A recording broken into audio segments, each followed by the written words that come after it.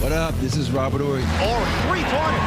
Buries it. You might know me as Big Shot Bob. To Ory for three. Oh, unbelievable. This guy is off the charts. What's going on, Big Shot Bob? Robert Ory from downtown. I know what's going on, Big Shot Bob. It's called the Shoot-Around.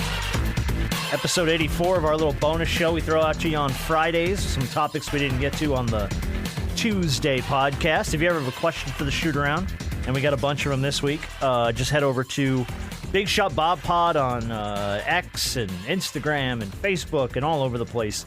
And send us a note. We'd love to hear from you. A lot of people reaching out about random stuff this week. We're going to get to those questions in a second. I was going to start, Rob, with Stephen A. Smith's list of the best NBA duos currently playing in the NBA. I thought it was pretty interesting.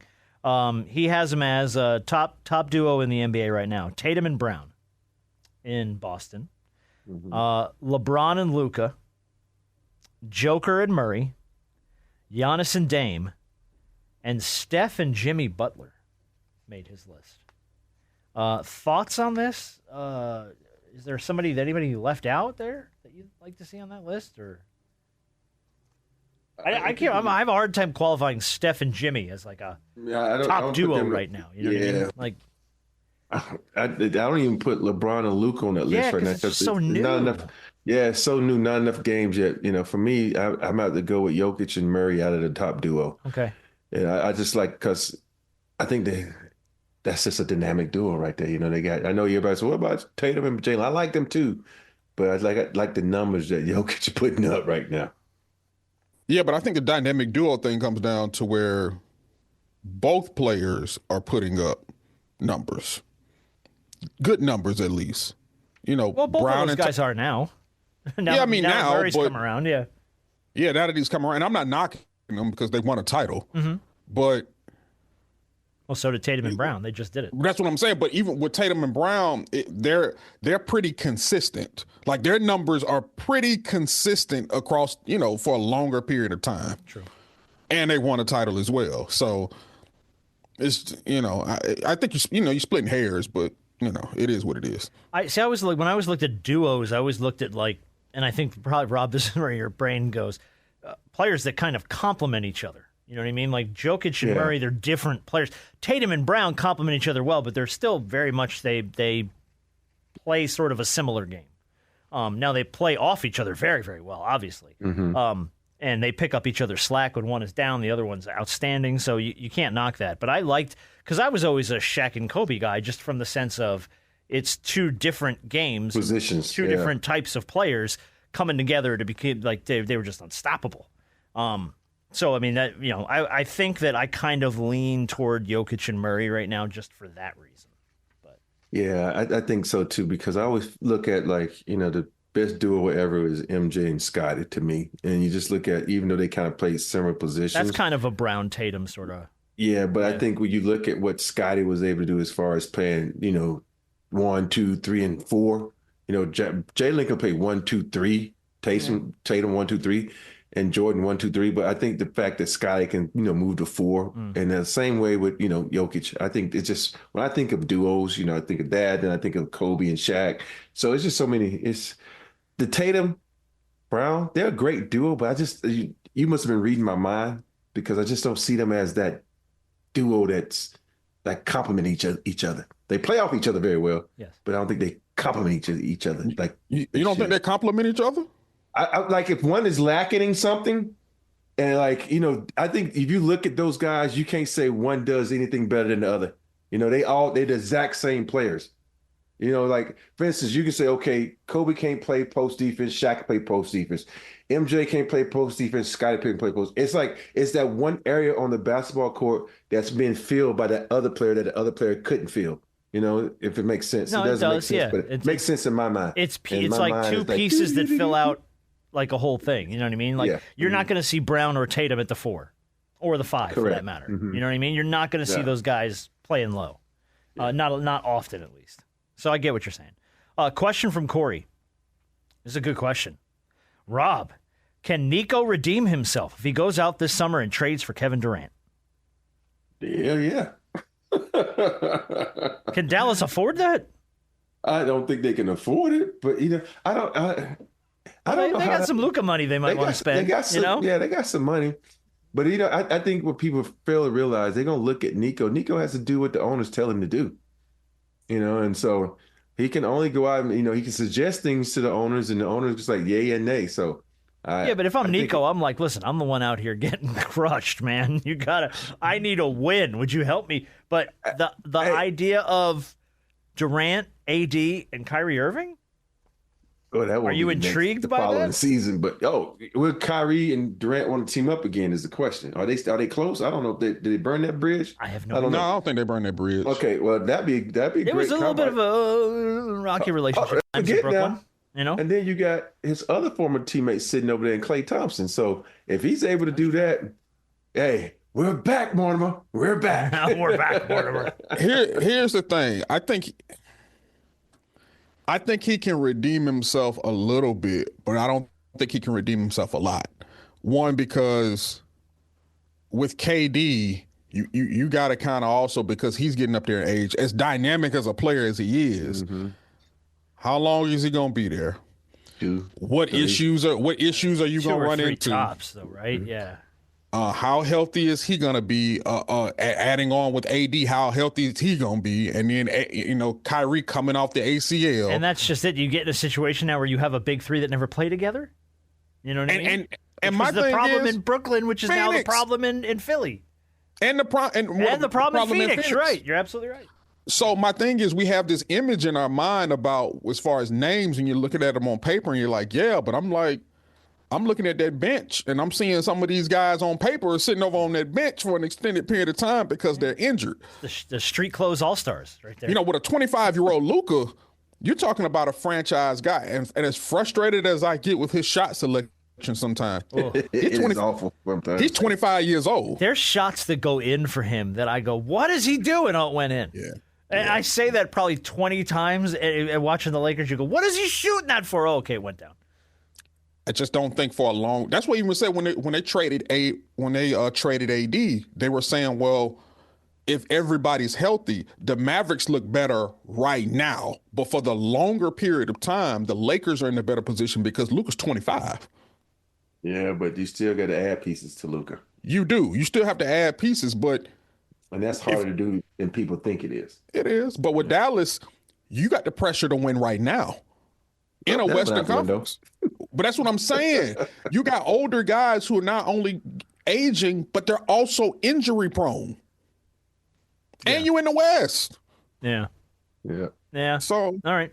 Just good question from Corey. Thank you. I still think if you add KD, it makes them with Kyrie being out for the whole entire season. Maybe you can at least keep afloat. Because you got him and Steph. Klay. Klay, yeah. Mm-hmm. And then when you're sitting at 500, you get to hear everybody screaming, "Why did we do this? What are we doing?" I heard you. This is from Mo. I heard you guys talking about shows that you like. I heard Rob mention Paradise, and I heard it was really good. My boys dogged me because I haven't watched Game of Thrones. Is there a show that you haven't watched that people get on you about? Game of Thrones? I ain't never watched it. Nor have I. I've never watched not one single episode. Not one. Neither have I. I've seen clips. Why not? I've seen hundreds of clips of it. I just haven't. Why not? Here's my thing on Game of Thrones, and I might be way off base here because I haven't watched it. It seems like the investment of understanding the characters throws me a little bit. Because it's so like there's this family and there's this family and there's this family and this person's from here and this person's from there, and I'm like, I'm confused going in, and that sort of like puts me off to it. Well, they tell you who they are at the beginning, so it's not like you just jump in there like, oh, I'm like you're supposed to know. Yeah, you're supposed to know. How much of a slow start am I going to have? Because I heard it starts off slow. How much of a slow start am I going to have to sit through? Let me just say, isn't it like 8 seasons or something too? It's like 8 seasons. Yeah, but it gets it gets better and better, man. And I think you watch. It's no worse than Breaking Bad. Think about how slow Breaking Bad started out. You ever watch Breaking Bad? Breaking Bad was great in the beginning. What the hell are you talking about? No, the first 3 episodes of Breaking Bad to me was slow as shit. He's got a gun in his underpants pointing at the cops at the end of the first episode of Breaking Bad. It's great. But that was the only exciting part. But then it was like, but I'm telling you, Game of Thrones is, but it's I'm a TV junkie. Oh, You know, I have am a lot of too. downtime, Hardcore. So I watch a lot of stuff. So All right, hold on 1 second. Mhm. I haven't watched it at all. If you know, I don't know how much traveling you do. Just get in 2 episodes. You know, it goes. It's first year, second year are different in the sense of you see how powerful the characters become. Yeah. Meaning off the set, because the one girl who's head of the dragon, she's naked in almost every episode. Then after that, you never see anything about it because she's like, no, fuck this. I'm a popular character now. I'm not showing my body. Yeah. and it show you how it became so popular, the characters, and it's a good watch, man. Yeah. Sorry. It's almost like what's the one with the Dumbledore and all those people? Oh, that's Harry Potter. Yeah, it's like it's not the Dumbledore. What's the guy with the eye? With the eye. Oh, it's about Lord of the Rings. It's like Lord of the Rings. But You know to me, what? I think I like it a little bit better than Lord of the Rings. I'm a fan of Lord of the Rings, so Mhm. it makes no sense why I haven't watched Game of Thrones, and that's the other thing. Because I've watched all the Lord of the Rings. I watched The Hobbit. I watched the series that came out a year or so ago. I'm looking Really forward to good. season 2. Season 2 is out. Season 2's out. Is it? Well, then I already saw season 2 as well. Then Rings of Honor, whatever it's called. Rings of Power. Rings of Power. Rings of Power. Yeah. Yeah. I just Really finished the good. episode. Yeah. Really good. If you're a it's Lord of the good. Rings fan, watch Rings of Honor. Mhm. I did watch Paradise, by the way. Holy crap, that's a great show. Haven't seen it yet. I ain't Oh my started it god, yet. dude! As soon as I started, I was like, "Oh!" By the end of the first episode, I was all the way in. Yeah. I was all the way started. in. What a great show! Hey, and the way the shit in this world going on right now, it's like we just- gotta find us a fucking mountain, man. There's episode 7, Mhm. start to finish, was like chills. Yeah. It was like the whole time we you're not like, tell you "Oh my god! anything, B. Oh my god! Oh my god!" Like it's just Be one of looking at the those. face like don't talk anymore. No, We I'm not telling gonna. you anything. Watch You- Paradise. Only 8 episodes. Good. So what- all 8 episodes are out. Yes. Okay, Yes, good. all 8 episodes. And that's where I am on shows nowadays. When I see a show and it's like 6, 7 seasons of it, I'm like, oh, that's going to be a hard start. Like I'm going to have to go through 6 seasons of this to get to the payoff. So yeah, give me something that's in its first or second season. I'll jump in. Yeah, it's so funny to watch. I can't remember what we were watching last night, and I went to go to another episode. Like I thought they were all out. Like what the fuck? What is it? That's like Severance for me. Yeah, I caught up on Severance, and not all the episodes of the second season are out, and I'm pissed now. Oh, I heard that one's good too. Severance is Night really Watch. What's it? The Night Watch? Night Agent. And I thought it was up there. Then it's called The Night Agent. It's on Netflix. I heard about that too. It was good. Yeah, season 1 was really good. Season 2 is good. Now I'm like, I got ready to watch. We got ready to watch the next. I'm like, oh shit! I thought they all came out at once, but it's not. So Did y'all watch Cross yet? No. yes, I haven't watched yes, Cross. that's What's really that on? good. Yeah. Cross is on. I think it's either Hulu. I can't remember. I'll look it up. What's it about? It is about Alex Cross is an agent in DC, and they're trying to catch a serial killer. But it's like a couple of different things going on at the same time. Okay. While trying to catch a serial killer and trying to catch somebody that's connected to killing his wife as well. Yeah. Interesting. All right, I'll check out Cross. I'm trying to find more fun stuff that I can occupy my time with. I started Daredevil, and it's kind of frustrating. There's only 3 episodes of it, but it's That's why I haven't watched it yet. yeah, it's a little different than the Netflix show, but it's not bad. It's actually very good. I like it. I'm just sitting here twiddling my thumbs, waiting for Lincoln Lawyer to come out again. Tell you what, man. You got a minute. It just started filming maybe a month ago. Yeah. End of this year, probably. Yeah. I saw Dan Fogelman put out the guy who created Paradise said they just started filming season 2, so season 2 is going to come out pretty quick. So. They leave it on a note where you're like, no, come on. So, but great show. It's funny. I can't think of his damn name. The head character in Lincoln Lawyer. What's his name? Oh, I know you're talking about. I can't think of his name either. I can't play. I don't know. Yeah. I watch too much other stuff, and I'm too far. Yeah, I know it's weird that. now. Yeah. You watch so much stuff now, you forget You people's lose names. track of whose names or what, and then you get back into it in 5 seconds, though. I was in the barbershop a couple of weeks ago, and I was watching the Magnificent Spit it out. Magnificent Seven. There it is. And he was in that. I was like, oh shit, that's what's his name? I'm looking it up right now. I can't think of his damn name. Here, Lincoln Lawyer cast. They're giving me everybody but the main character. Thank you. It's very helpful, Google. You're doing a great job here. Here's everyone in the Lincoln Lawyer except the main character, Mickey Haller. Yeah, Mickey Haller. Mickey Haller. As soon as I saw it, I was like, oh, yeah, there we go. This is the story of the week, and we're going to end here. Have you heard about the guy from Ghost Adventures, which is a TV show? Travels around. His name's Aaron Goodwin. His wife got arrested last week on a murder-for-hire plot. She tried to hire a hitman to kill her husband and got caught. She was chatting with an inmate that she met. How the hell I know she knows this inmate, if it was somebody that she reached out to or someone reached out to her, about how she's not happy in her marriage and all this stuff. And I guess the inmate connected her with a hitman who she paid $11,515 to. Very specific amount of money. And then she's coordinating with this inmate and this hitman to kill her husband. She's sending the hitman like locations of where they're filming the show and stuff to like take him out. She paid him a down payment of $2,500. Well, the thing is, this was back in October. Dude's still alive, very much alive, still filming the show. But they arrested the wife. They caught all these text messages and messages between her and this inmate because I guess they monitor everything going in and out of a prison.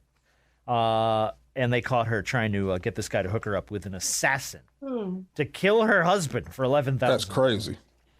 So my question is unfair and a little dark. The cops call you, and they say, we uncovered a plot. Someone's trying to kill you. Who is it? Who is it in your life? Somebody's trying to kill me. Someone's trying to kill you. Who's going to kill you? My brother. Is it going to be your brother? My brother. See, here's the thing. And I say this with mountains of love. It's my wife. If there's anybody in this world that hates me enough to kill me, it means I did something really shitty to my wife, and she's gonna figure it out and find a way. Yeah, I don't think there's anybody else in my life, or it's my sister. It wouldn't be my wife because she loves what I do for our son, so I don't think it'd be my wife. Oh no, look, my wife loves me and everything I do for our kids and our family, but if I wrong her, I could get that phone call. Oh, after this last 2 months, if I cross her, boy. These last 2 months I've been doing shit. Yeah. She's like, motherfucker, when you gonna sit your ass down? Come spend some time with me. Mm-hmm. Yeah.